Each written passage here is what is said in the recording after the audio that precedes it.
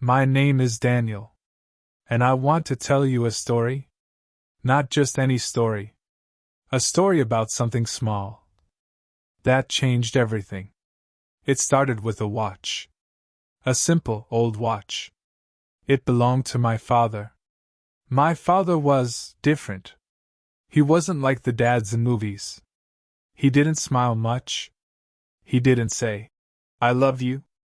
He didn't play catch with me in the yard. He didn't tuck me in at night. But he worked. Every single day. Without rest. He was a mechanic. His hands were always covered in grease. His clothes always smelled like oil and metal. Sometimes he came home with cuts on his fingers. And his back always hurt. When I was a child, I didn't understand him. I thought he didn't care. He would come home late. Tired. Silent. Sit at the table. Eat in silence. Then fall asleep on the couch. And I, as a boy, I wanted more. More words. More hugs. More love. But all I saw was that same old watch on his wrist. Every single day. The scratched brown leather strap. The slow, steady ticking sound. It annoyed me. I hated that sound. Because every tick felt like distance. A wall between us. When I turned 16, everything boiled over. We had a fight. He told me to help him fix the car. I said no. I shouted, "Why do I need to be like you?" I will never forget his face. He didn't yell back.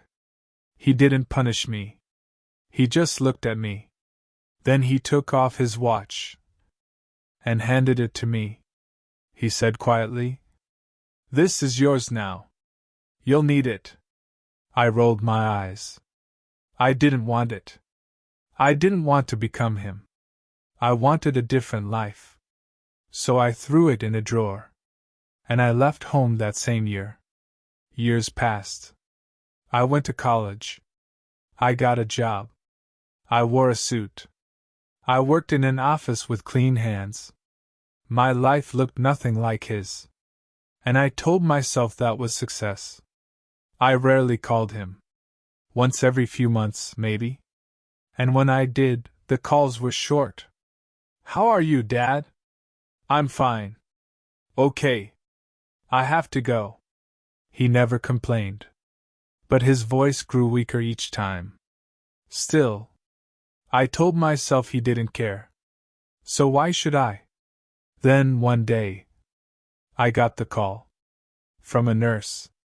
Her voice was calm but heavy. My father had passed away. Heart attack. He was alone. I froze. I couldn't breathe. And suddenly, my clean office. My expensive suit. My better life.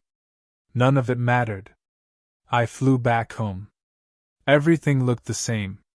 The old house. The same tools scattered in the garage. The couch where he always fell asleep. And then I went to his room. I sat on his bed. And I opened the drawer. And there it was. The watch. The same old watch I once hated. Still ticking. Still working. After all those years. I held it in my hand. And I broke. I cried like a child. Because I finally understood. That watch. It was his life. It was his love. It was all he had to give. Every tick was a second he gave to me. A second he spent working. So I could eat. So I could study. So I could leave. I never said thank you. I never told him I understood. And now, it was too late. That night I didn't sleep. I sat in the kitchen. Same table. Same silence. But this time, I was alone. I looked around. His old tools. His broken radio. And then I saw it. A photo of me on the wall. Still there. Even after years of silence. Even after all my distance, he had kept my picture close. And then I remembered something.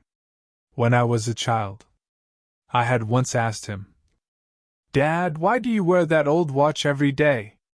And for the first time, I remembered. He smiled. He said, "Because time is the most important thing I have. And I'm giving mine to you." Back then, I didn't understand. But now, I did. I wore his watch to the funeral. It didn't match my suit. It didn't look fancy. But I didn't care. People noticed. One of his old coworkers came to me. He shook my hand and said, "Your dad was a good man. Quiet, but strong. He used to talk about you. Said you were smart. Said he was proud." Those words broke me again. Because I never told him I was proud of him.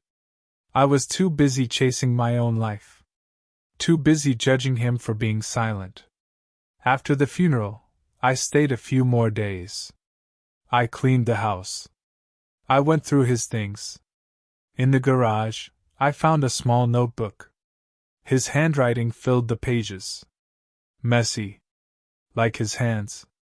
Inside were notes about me. Dates. Memories. Birthdays. Even printouts of my college photos. He had kept everything. Every milestone. Every achievement. Every part of my life. And on the last page, a simple line. "I hope he knows I tried my best." I cried again. Because I had spent years thinking he didn't love me.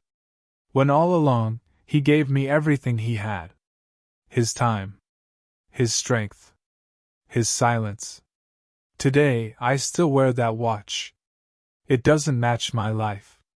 It doesn't shine like new. But I don't care. Because it reminds me to slow down. To listen. To love. It reminds me that some people show love in different ways. Not everyone says it. Not everyone hugs. But love is in the actions. In the sacrifices. In the time they give. I tell this story to anyone who will listen. Especially young people. Because I don't want them to make my mistake. Call your father. Call your mother. Even if they're quiet. Even if they don't say the right words. Time is short. Regret is long. Don't wait until the call comes too late. Don't wait until all you have left is a watch that still ticks. And a heart full of words you should have said. Time is the most valuable gift. Use it well. Share it with the people you love. Don't wait. Don't waste it. Because one day, the ticking will stop. And only memories will remain. If you liked this story, don't forget to like and subscribe for more stories like this.